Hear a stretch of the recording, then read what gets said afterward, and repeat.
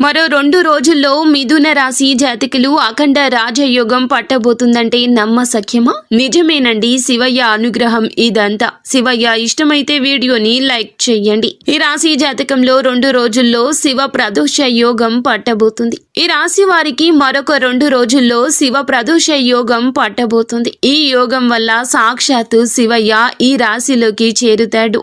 శివయ్య ఆశీర్వాదంతో అన్ని రోగాలు పోతాయి, దరిద్రాలు పోతాయి, శని ప్రభావాలు పోతాయి, అష్ట ఐశ్వర్యాలతో ఉద్యోగాల్లో ప్రమోషన్స్, వ్యాపారంలో అభివృద్ధి, సంతానం కలిగి సంతోషంగా ఉంటారు. అంతా శివ మహిమ.